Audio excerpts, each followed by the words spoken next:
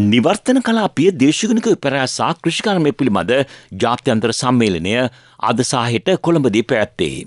ඒ ආරම්භක අවස්ථාවද පෙරවරුවේ සිදු කෙරේ.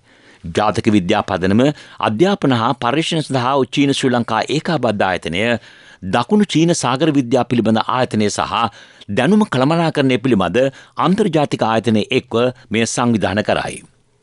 දේශගුණ රෝතු දෙන කෘෂිකර්මාන්තය ප්‍රවර්ධනය කිරීම, ජීවනෝපාය සහ ආහාර සුරක්ෂිතතාව ශක්තිමත් කිරීම, තාක්ෂණික දියුණුව ඉදිරියට ගෙන යාම මේදී සාකච්ඡා කෙරේ. එමෙන්ම දැනුම හුවමාරු කර ගැනීම සඳහා පහසුකම් සැපීම, ක්‍රාෆ්ට් නැංගියක වැඩසටහන් සකස් කිරීම තවත් අරමුණු අතර වේ. මේ සම්බන්ධයෙන් අදහස් දක්වන ජාතික විද්‍යා පදනමේ සභාපති රුණු විශ්වවිද්‍යාලයේ මහාචාර්ය සමන් සෙනවිර මහතා. වර්තමාන රජයේ ලොකු අනුග්‍රහයක් දීලා තියෙනවා මේ රටේ කෘෂිකර්මාන්තය දියුණු කරන්න ඕනේ කියලා. කෘෂිකර්මාන්තය දියුණු කරලා තමයි රටේ අනිත් ආර්ථිකයත් ඒත් එක්කම දියුණු කරන්න පුළුවන්.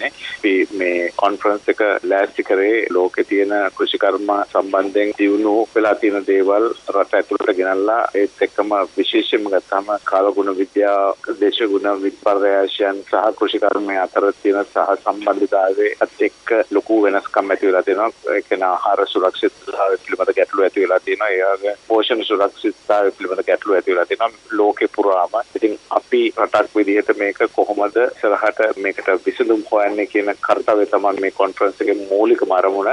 මේකට අපි ගොඩාක් රටවල් වලින් මේ කොන්ෆරන්ස් එකට එනවා. ඒත් එක්කම මේ රටේ ගොඩාක් ආයතන සම්බන්ධ වෙනවා. විශ්වවිද්‍යාල, කෘෂිකර්ම දෙපාර්තමේන්තුව සහ අනිකුත් පර්යේෂණ ආයතන රටේ තුල තියෙන සම්බන්ධ වෙලා මේ තුලින් අපේ රටට මොනවද ගන්න පුළුවන්, මොන මාර්ගයකටද අපි කෘෂිකර්මාන්තය ගෙනියන්න ඕනේ කියන දේවල් ටික තමයි මේ කොන්ෆරන්ස් එකේ කතා බහට වෙන්නේ.